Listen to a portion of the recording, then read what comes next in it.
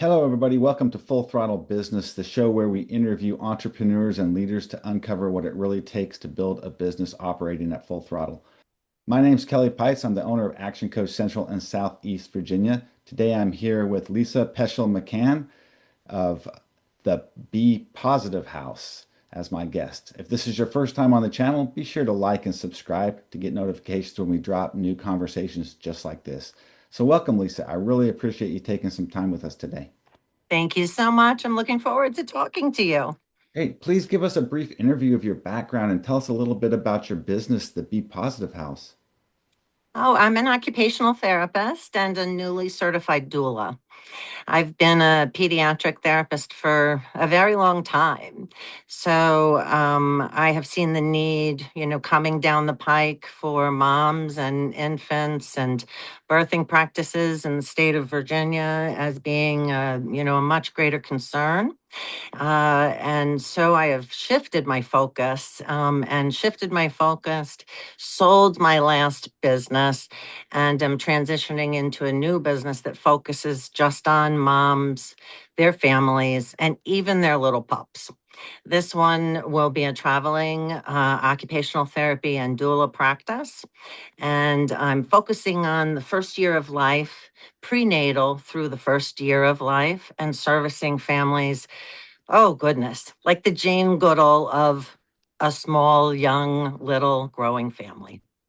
Oh, that So sounds pretty awesome. So, generally speaking, what does your current ownership structure look like? Is it sole proprietor LLC or however you classify it? I am now a PLLC.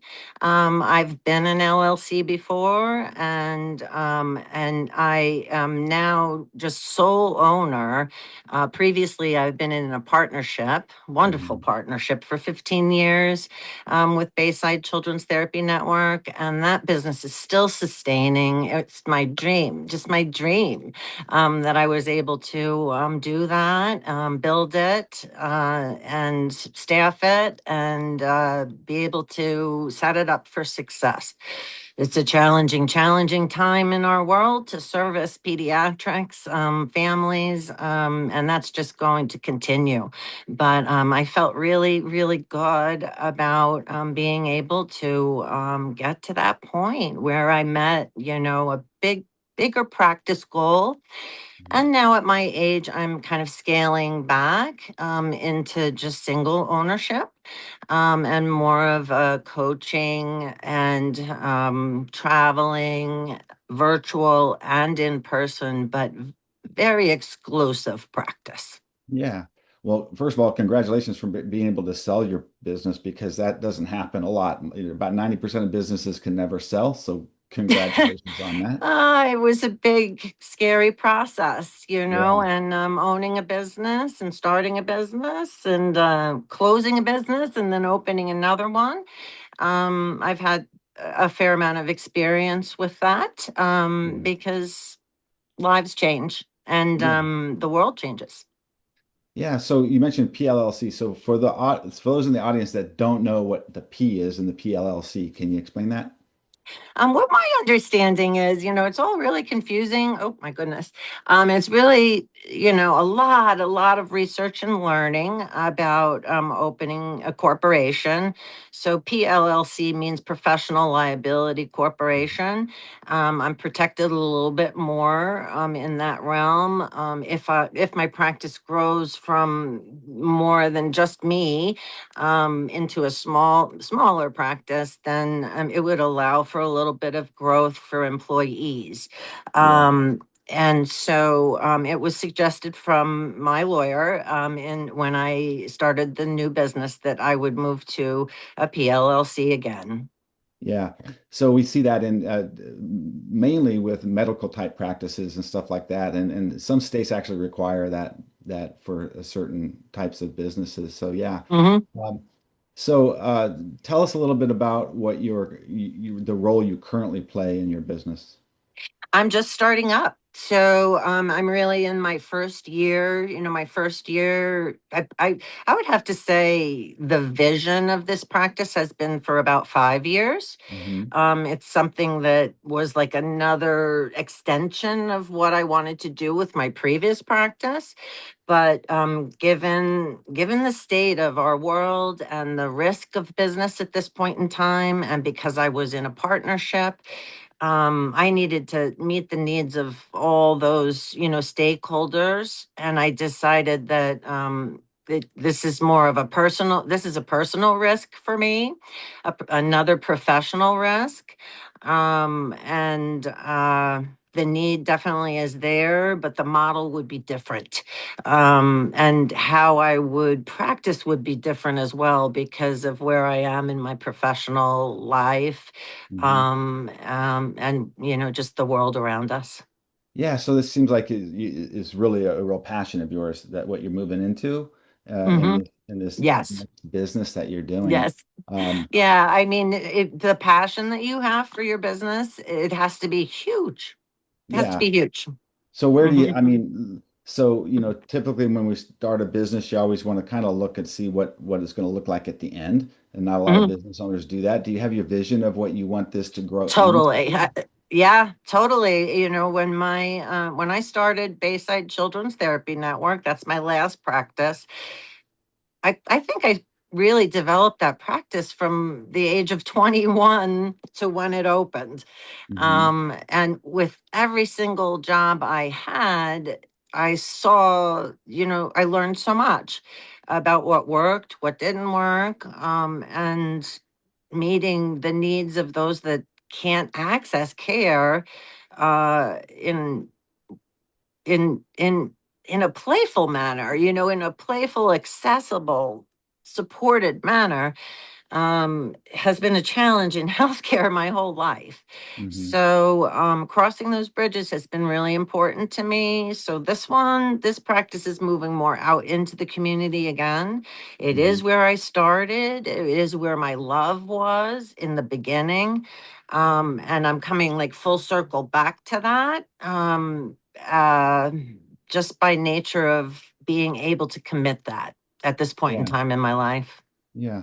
Uh, And a passion that never ended. I came out of this practice still having, that just urge, to do something, mhm. and be action oriented about it and try and figure it out. We have to be leaders. We have Yeah, to be leaders into scary fields. Hmm. yeah, absolutely. So, who primarily does your business serve, or is it going to serve? Like, if I was in the audience, how would I know that I would be a good fit for your service? Hmm. Well, my practice is it's going to be very unique, and I think that that is where it's going to stand out. It's very small, but right now, but the prongs that I have, I have some philosophies in business that I try and work with three prongs, and always stay with like three, and maybe it'll move to five, but Hmm. three. So one prong and then build the second and the third. And so I have this business will carry a travel therapy unit with it. Hmm. So when I go out to a birth or home birth or labor at home or postpartum time period, I will have my own house attached to your house.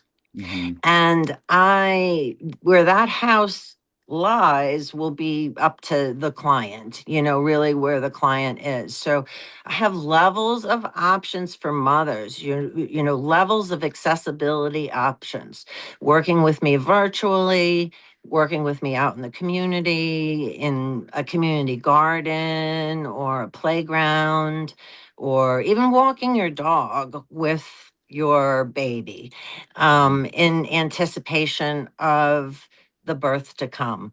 So, really integrating into the family as a coach and a mentor, and just supported entity to help that mom feel like she's a queen bee. She's got it under control, and giving that control to the mom prior to, even preconception. I would Mhm. love to work with those that just have like a glimmer, just a glimmer about maybe, oh my Yeah. goodness, is this a time to have a child in this world? The process of how do we figure that out? Right, right. Um, and I think mothers need more support than ever before right now. Yeah. So what makes the business unique, and why would customers or clients choose you, let's say, over competition? hmm well, my experience is just so lifelong deep. And in other areas outside of being an occupational therapist and a doula as well. So right now I'm offering some wellness groups, and they're going to be water based. Mm, So I have a big experience with working in the water, also working with mothers that do home birthing and water births.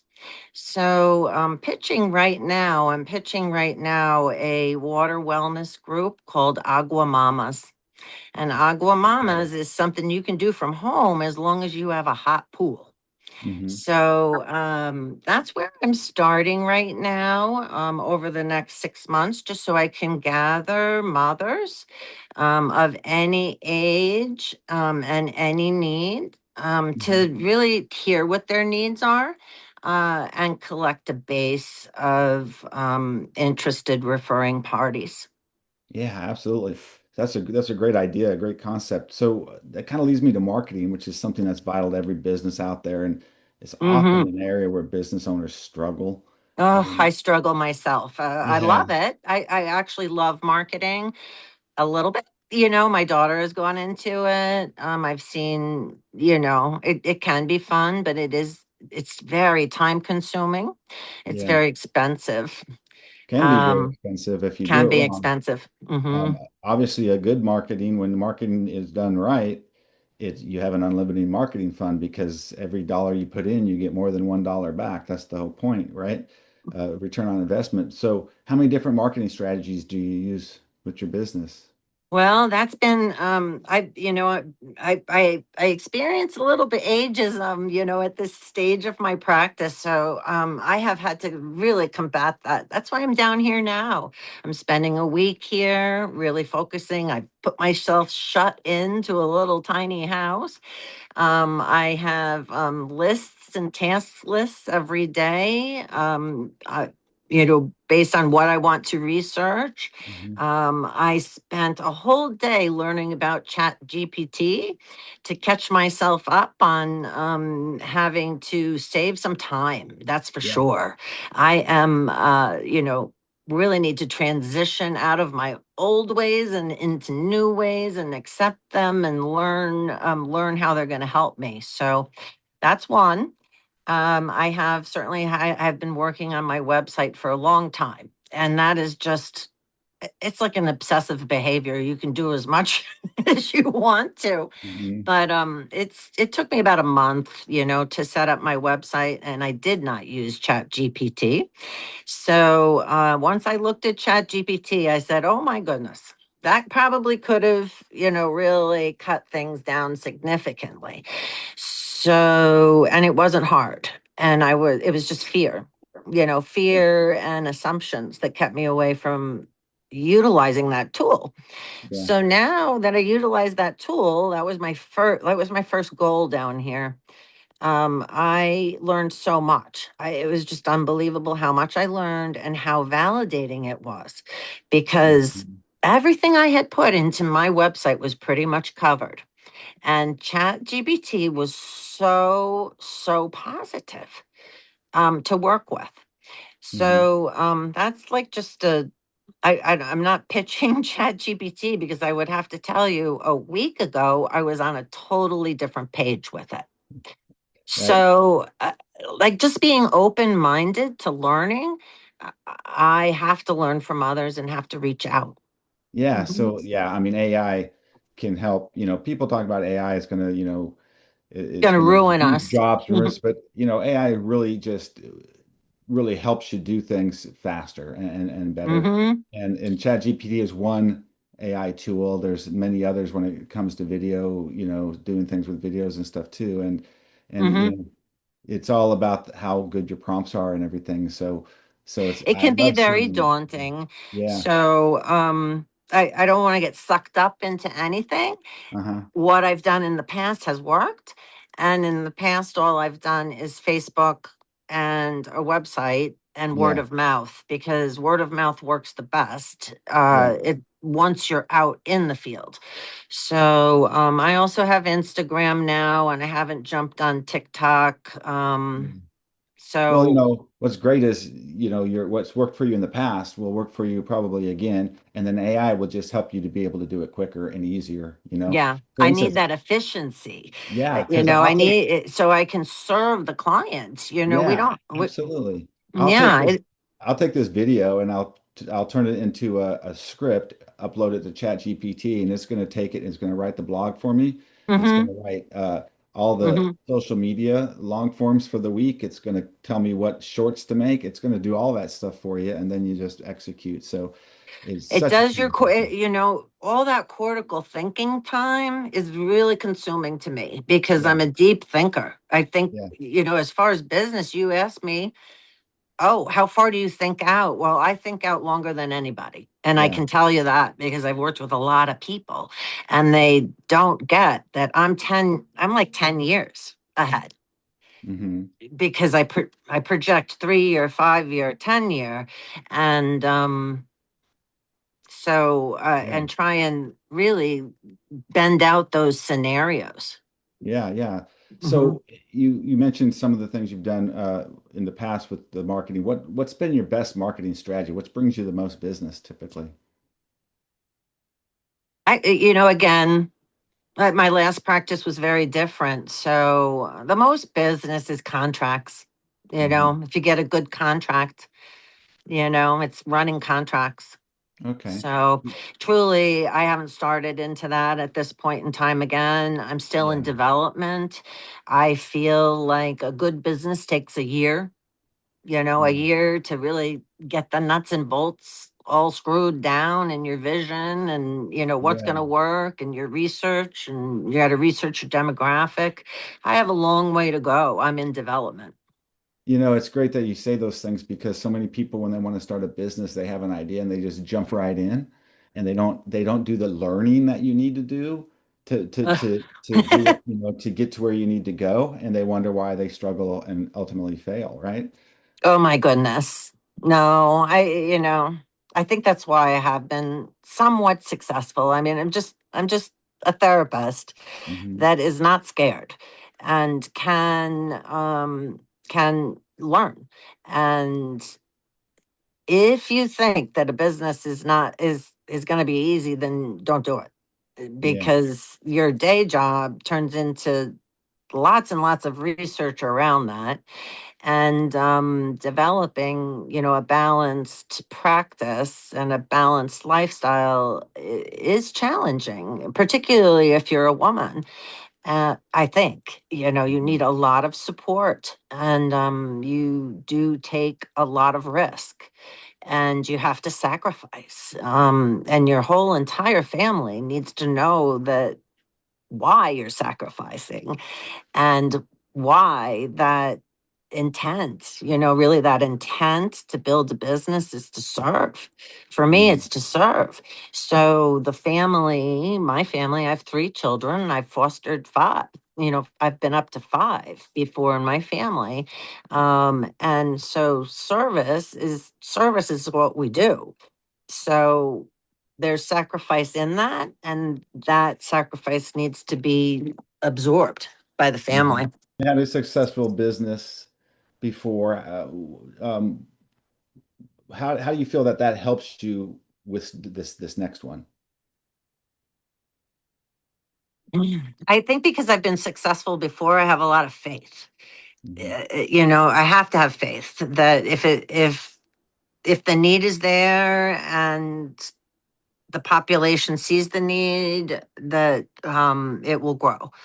And it's just about finding those folks.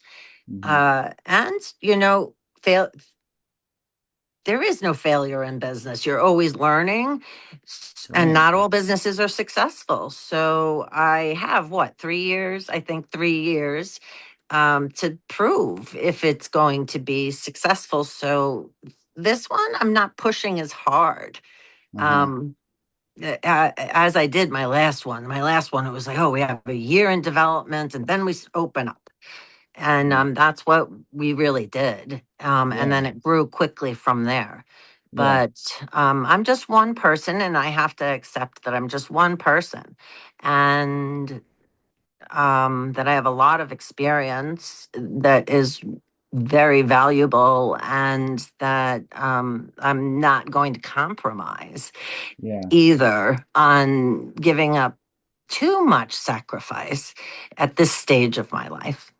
Yeah, I mean, I love this because a lot of my interviews are with businesses that have been around for a while. They're established. So I love the interview with Mm. you just starting out in the early stages because people need to learn from that too. Because there's a lot of people that want to start businesses and they don't really know how. And some of the things you're saying are so spot on about what people need to do when they start a business and not just Uh, jump in. Dreams are good. Yeah.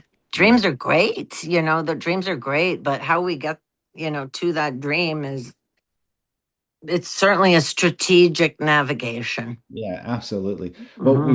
we've spent a bunch of time focusing on the business, sharing some of the things that you've done and that you're doing. I want to step back a little bit and dive into your journey a bit more. So, why did you choose to get into business for yourself to begin with versus working for someone else? I love working for other organizations. I still like to, and I can, through contracted relationships and such. But Mhm. my level of creativity and vision beyond the policies that we're currently in becomes extremely frustrated. So when I'm working, you know, it became frustrated. I guess it Yeah. became frustrated because it was limiting to Mm, me yeah. and limiting to me. And I saw, because I wanted to develop something new, a new perspective, and a Mhm. new way. And it worked. I saw wonderful models that raised me up, and they're all there. I can Mhm. touch all my mentors. I have so many, and they're my professional mothers, fathers. I Mhm. collect them. I go around, and wherever I go as a businesswoman, it's horrible because every business I walk into, I'm looking at it from that perspective now. But you know, so many people don't feel like they can make a difference. Yeah. And, Yeah. you really can make a difference if you want to. Sure. Sure. Mhm. Um, well, when you look back on your journey so far, not just with your current business, but your previous business, what's been the most memorable roadblock or hurdle that you were challenged with that you were forced to overcome? There are many. Oh, I wrote some notes. Um, Challenges, funding. Funding is always a huge issue for serving mothers and babies and children with special needs. So, marketing, the time consuming and expensive marketing is challenging, and it's not going to go away. So you have to Mhm. figure out what works for you and what's manageable, and keeping a balanced life of outside of work, and keeping yourself well, and Mhm. recognizing when that's not happening for you is important. Pacing Yeah. yourself. Burnout is very high. It can be very high. um I Especially have in it. the fields that you were in, the burnout is really high in some of those Hmm. medical. Yeah, and I'll still be facing it, Mhm. going forward. So that's been a big consideration, because burnout happens in healthcare and education, and it's a costly expense. So I think it's really important to think about yourself, even get counsel about where you're going Mhm. personally, and support outside of your professional job to help you keep that, objectivity, kind of Yeah. objectivity. Hmm. Yeah, absolutely.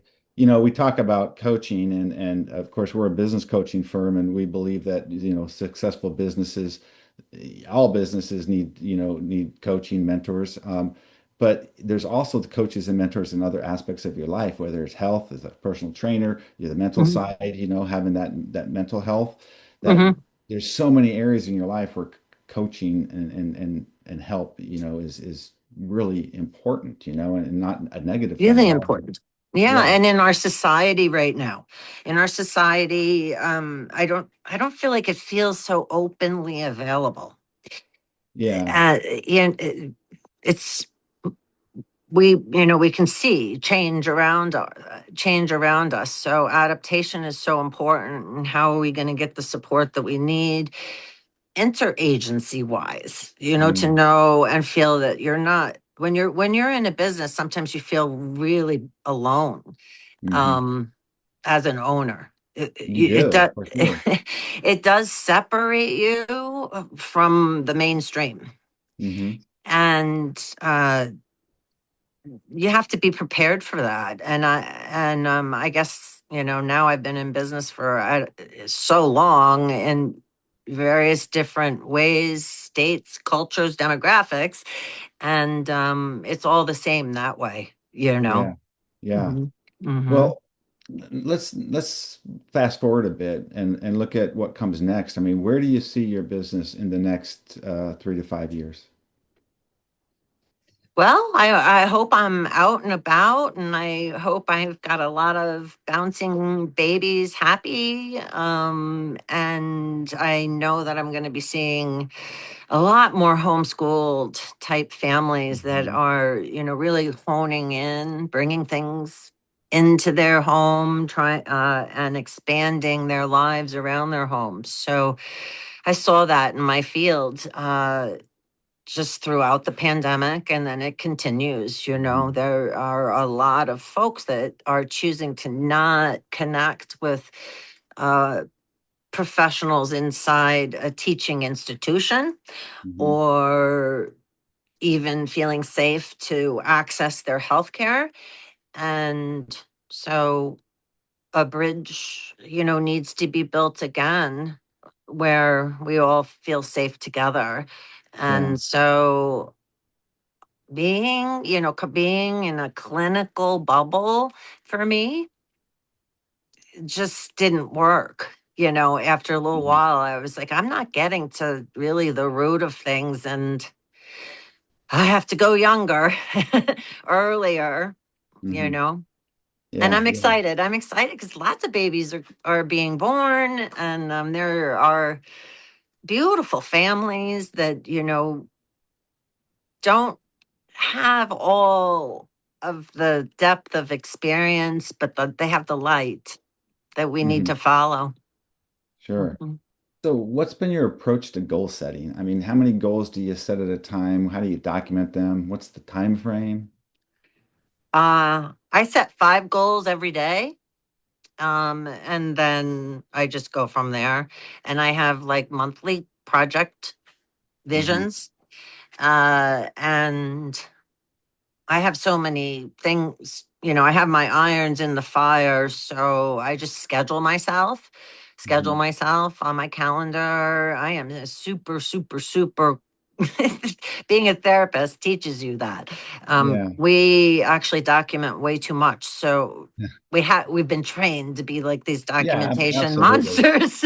Almost a master of the to-do lists, Yes, which are the daily yes, goals. But what about quarterly yes. goals or annual goals for your business? Do you make those and do you document those and develop your plan to achieve those?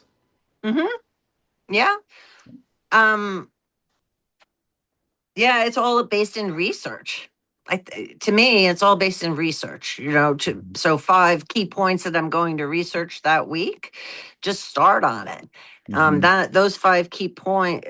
I think that has to do with my attention, actually, though, too. And I've been around kids and families and attention deficit and autism and all kinds Mhm. of deviations from the norm, which really are our norm. That's our rainbow.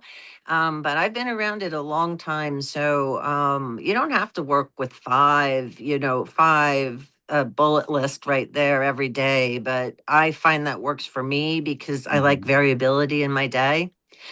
I don't like to get stuck on a computer. Mhm. So I have a lot of variation of where I work. I may be working outside. I may be working at a park. I may be working coffee shop. And so my work goes with me. So I feel like I'm connected to life and not disconnecting and getting too isolated in my business.